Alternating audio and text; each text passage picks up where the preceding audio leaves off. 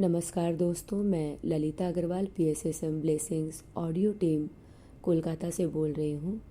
पिछली कड़ी में हमने आत्मिक जगत के रहस्यों को जाना और देखा कि टॉरकॉम जी का परिवार इस्तांबुल जाने की तैयारी कर रहा है। ऑडियो नंबर 23 में हम इसी घटना की चर्चा करेंगे। मेरे पिता ने निश्चय किया कि हम पूर्णिमा के दिन रवाना होंगे। निकलने के 2 दिन पहले एक सफ़ेद दाढ़ी वाला व्यक्ति लबादा पहने हमारे घर आया और मेरे पिता से घंटों बात करता रहा। उसके बाद उन्होंने मुझे बुलाया और आत्मिक जगत का प्रतीक बनाकर कहा, आज की रात हॉल में तुम हमारे अतिथि हो। उसने मेरे पिता से और भी बहुत कुछ कहा और चला गया। उसके जाने के बाद मेरे पिता ने मुझसे कहा, तुम जाओ और सो जाओ, सही समय पर मैं तुम्हें जगा दूंगा और हम चलेंगे।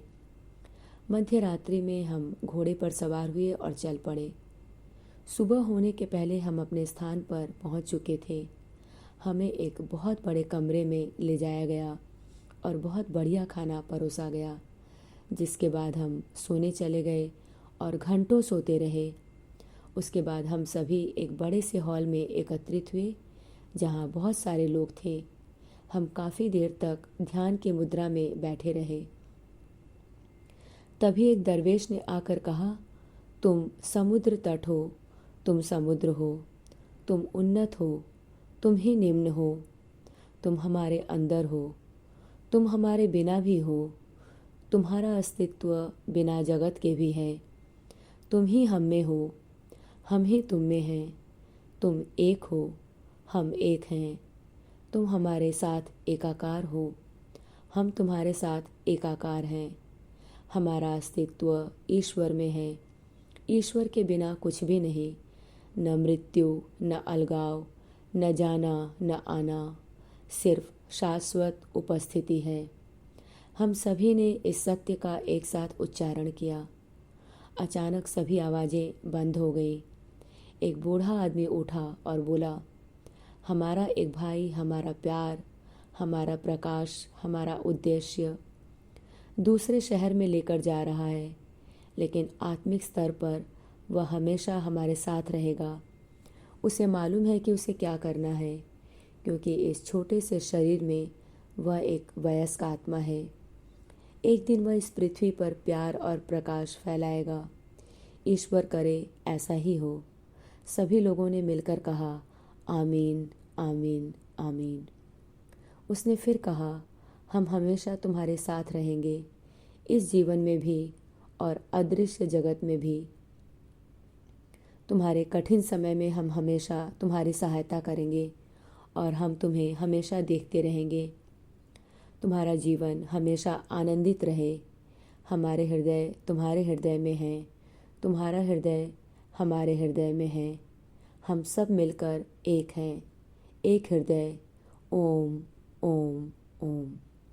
इस समारोह के बाद हमें कई तरह के फलों का रस, शहद और बहुत स्वादिष्ट पकवान परोसे गए। हमने पेड़ों के नीचे विश्राम किया। सभी एक दूसरे की तरफ देखकर मुस्कुरा रहे थे, लेकिन किसी ने भी किसी से कोई बातचीत नहीं की। सूर्यास्त के समय हम सभी हॉल में एकत्रित हो गए, जहाँ सबसे पवित्र नृत्य होने वाले थे। इन नृत्यों को कानून कहा जाता है। ये नृत्य एक तरह से हमारा स्रोत की तरफ लौटना है। विभिन्न तरह के नृत्यों को देखने के बाद हम सभी मौन धारण कर अपने कमरे में लौट गए। दूसरे दिन सभी लोग इस नियम और कानून की चर्चा कर रहे थे और अपने अपने अनुभव बता रहे थे। मेरे पिता ने कहा, प्रत्येक व्यक्ति को अपने विचार और अपनी सोच बहुत उन्नत रखनी होगी। लेकिन अचानक मेरे मन में एक विचार आया। मैंने कहा, डैडी, आपने मुझे बताया था कि मेरे दादाजी, मेरी दादी और आपके भाई सभी बहुत अच्छे और आध्यात्मिक जीवन जीने वाले थे। फिर तुर्क उन्हें कैसे मरुभूमि में ले गए और उन्हें इस भयानक तरीके से मार डाला। मेरे पिता मेरे इस अप्रत्याशित प्रश्न से हतप्रभ रह गए। वे गंभीर हो गए। फिर उन्होंने कहा, तुमने खेतों में लिली और गुलाब के सुंदर फूलों को देखा होगा। तुमने ये भी देखा होगा कि लोग उन्हें तोड़ना चाहते हैं। कभी कभी सुंदरता अपने आसपास की सारी कुरूपता को आकर्षित करती है। जो लोग अंधकार में जीते हैं वे प्रकाश से घृणा करते हैं। जो लोग आपराधिक विचारों से भरे होते हैं वे प्रेम को बर्दाश्त नहीं कर पाते। तुम्हें याद है जब हमारे एक पड़ोसी ने एक महिला को जान से मार डाला था, और जब उससे पूछा गया कि उसने ऐसा क्यों किया तो उसने कहा कि वह महिला अत्यंत सुंदर थी और उससे वह सुंदरता बर्दाश्त नहीं हो रही थी। आर्मेनिया के लोग शिक्षा और व्यापार में तुर्कों से बहुत आगे थे, जो अंधविश्वासों और घृणा की जंजीरों में जकड़े हुए थे।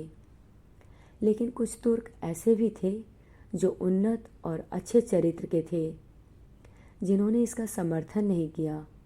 जो जीवन हम अभी जी रहे हैं वह हमारा संपूर्ण जीवन नहीं है।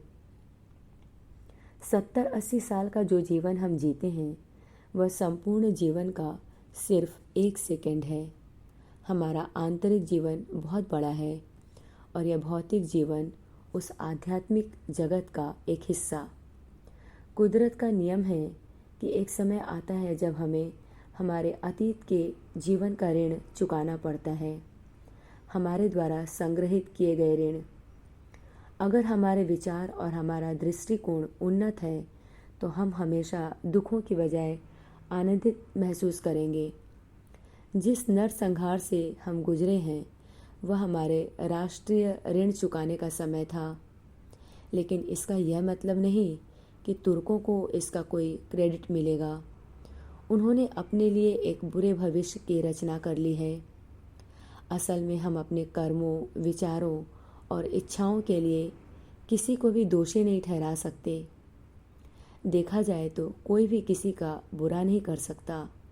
हम स्वयं ही दूसरे मनुष्य के द्वारा अपने को क्षति पहुंचाते हैं, क्योंकि दूसरा व्यक्ति हमारे नकारात्मक कर्मों, विचारों और इच्छाओं के द्वारा कार्यान्वित हो जाता है।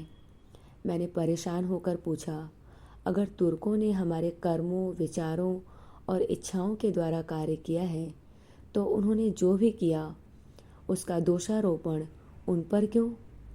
मेरे पिता ने कहा, हाँ, उनकी चेतना के निम्न स्तर की वजह से, अपनी चेतना और समझ के निम्न स्तर की वजह से वे ऐसे स्तर पर रह गए जहाँ से वे विध्वंसकारी कारक बने और उन्होंने अपने लिए, अपने भविष्य के लिए दुखों के बीज बो दिए। मैंने पूछा, क्या कोई ऐसा रास्ता है जिसके द्वारा हम अपने अतीत के बुरे कर्मों के आने वाले प्रभाव को रोक सकें? उन्होंने कहा, हाँ है।